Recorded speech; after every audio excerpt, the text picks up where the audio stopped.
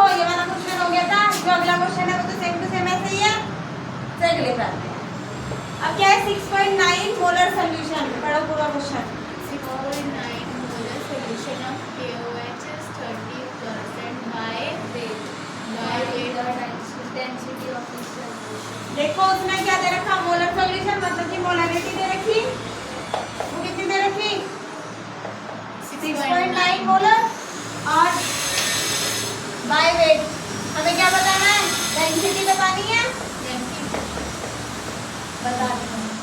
और KOH है, KOH का ग्राम मॉलिक्यूलर वेट निकालेंगे तो 39 प्लस 16 प्लस 1 कितना हुआ बताओ। 6 + 9 नो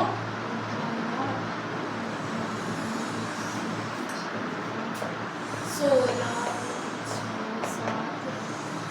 47 नहीं हाँ 46 हाँ नो और एक 10 और 16 बन कैरी गया 3 हमने कैरी नहीं लगाया ये आ गया। अब अगर मोलैरिटी का फॉर्मूला वही वाला, percentage weight multiply density multiply 100 upon में ग्राम मॉलिक्यूलर वेट मल्टीप्लाई 1000। ठीक है, मोलैरिटी कितनी दे रखी 6.9, ये 30 दे रखा, ये 56, डेंसिटी मुझे बतानी है और ये ऐसे इस 0 से ये 0 कट गई, इससे ये और इससे ये। अब ये फाइंड करना है, ये इसके साथ कहाँ चला जाएगा 6.9 मल्टीप्लाई 56 और ये किसमें चला जाएगा डिवाइड में, और ये क्या हो जाएगा D। तो कितना आएगा, सॉल्व करो जल्दी।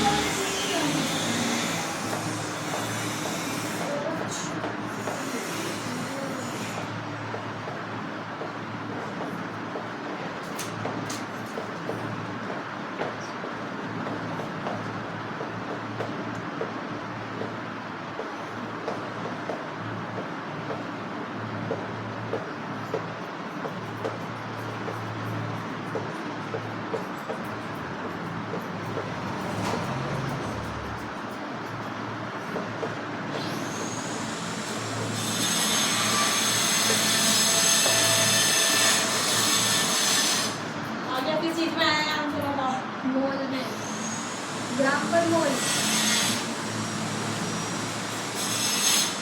840 और हमें किसमें चाहिए ग्राम में, तो लीटर में आया ना, पॉइंट लग जाएगा उसमें 0.28 ग्राम पर मोल।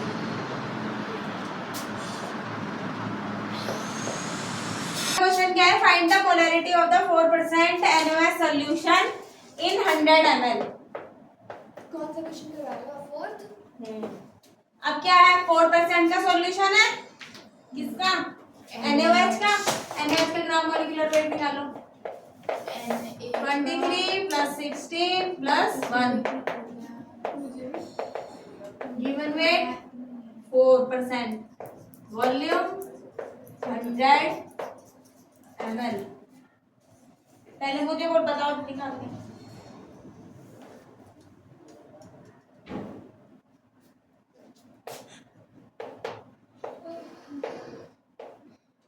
मैं कभी नहीं सोती दोपहर में और मुझे नींद आ रही है। 40 आ गया, 24 और 16 40 होते हैं, पहले का लिखा हुआ 30%। ठीक है, अब गिवन वेट कितना था 4%, ग्राम मॉलिक्यूलर वेट कितना कितने में था 1000 मतलब कि 100 ml में 100 ऊपर क्या है 1000 नॉर्मल मोलैरिटी वाला फॉर्मूला, इससे घटा इससे घटा इससे घटा इससे घटा कितना आ गया 4/4 तो मोलैरिटी कितनी आ गई? 1%। 1 मोलर। मोलर बोलो या फिर मोल पर लीटर बोलो, ऐसे ऐसे। अब अगला क्वेश्चन बता दो। हाँ। अगला क्वेश्चन क्या है? Pure water. वाटर का फॉर्मूला। अब क्या होता है मुझे पता है, वॉल्यूम क्या होती है? 1 लीटर में कितने वो है मिलीलीटर? 100 मिलीलीटर में है 1000 पक्का। और जो प्योर वाटर होता है इसकी जो डेंसिटी होती है प्योर वाटर की वो होती है 1.98, जिसे लगभग क्या मान लेंगे? सॉरी 0.98 होती है, जिसे लगभग किसके इक्वल होती है? वो 1 मान लेते हैं। दो चीज मैंने बता दी। अब उसने क्या पूछा है हमसे? Find the molarity of the pure water की मोलैरिटी पूछी है। H2O का मॉलिक्यूलर वेट कितना हुआ? 18।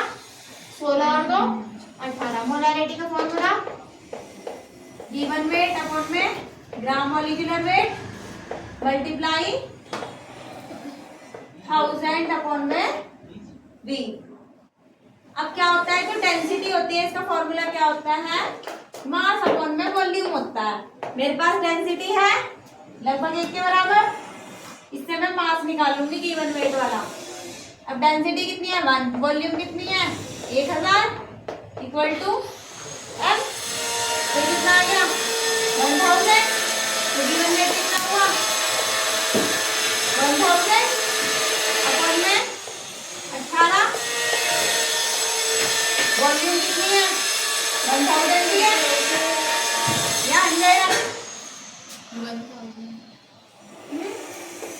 इससे ये कट गया। हाँ। इसे इससे काटो, बताओ कितना आया।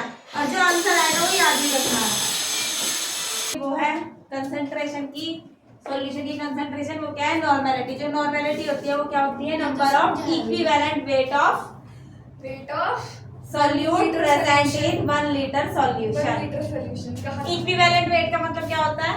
इक्विवेलेंट जो इक्वल हो, मतलब सॉल्यूट सॉल्यूशन दोनों इक्वल हो। जो इक्विवेलेंट वेट होता है इसको निकालने के लिए क्या करते हैं हम? जो हमारा इक्विवेलेंट वेट है इसको निकालने के लिए क्या लेते हैं? ग्राम मॉलिक्यूलर वेट को डिवाइड करते हैं किससे? एन से। अब ये जो एन है ये नंबर ऑफ वैलेंसी भी हो सकता है, acidity of base, basicity of acid, वो सारा हम आपको बताएंगे। एक्सचेंज ऑफ इलेक्ट्रॉन, कुछ भी हो सकता है। ओके। अब सबसे पहले हम क्या करेंगे? नॉर्मेलिटी के फॉर्मूले लिखेंगे। अब जो नॉर्मेलिटी होती है इसे किससे डिनोट किया जाता है? कैपिटल एन से। ठीक है। Number of equivalent weight of solute. अब number of equivalent weight of solute का मतलब क्या है?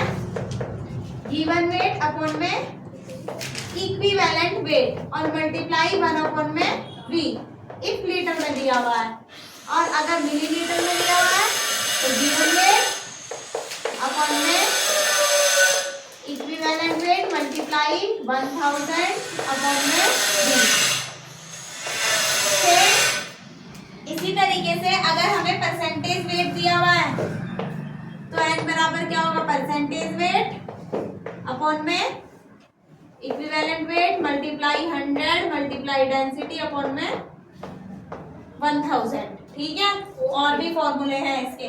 अगर मोलैरिटी दी हुई है और मोलैरिटी से नॉर्मेलिटी निकालनी है तो n इक्वल टू क्या हो जाएगा? Small n multiply molarity. अब ये जो स्मॉल n है इसका मतलब मोल नहीं होता है, ये क्या होती है? वैलेंसी वेक्टर होता है। n का मतलब क्या है? वैलेंसी ऑफ एसिड और बेस। ठीक है, इतना पता चल गया। अब इसके बाद क्या है? अगर हमें नॉर्मेलिटी को कंपेयर करना है तो कंपेयर करने के लिए क्या करेंगे? n इक्वल टू क्या हो जाएगा? n1 v1 मत देंगे।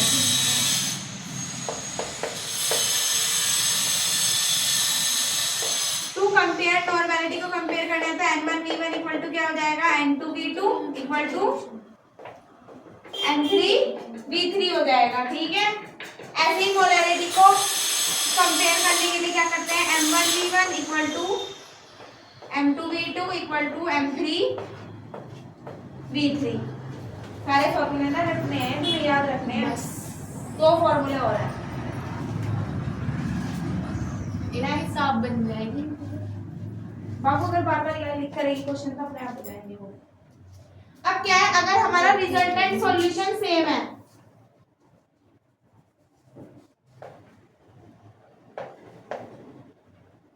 और हमें नॉर्मेलिटी निकालनी है, तो क्या हो जाएगा, n1v1 plus n2v2 plus n3v3, जितने भी हो वो अपॉन में v1 plus v2 plus v3। और अगर सारे के सारे एसिड हो या फिर सारे के सारे बेस हो तब। और अगर डिफरेंट टाइप के सॉल्यूशन है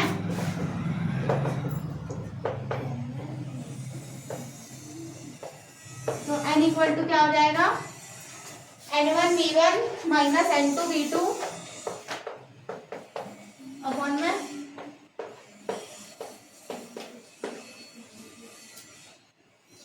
v1 प्लस v2।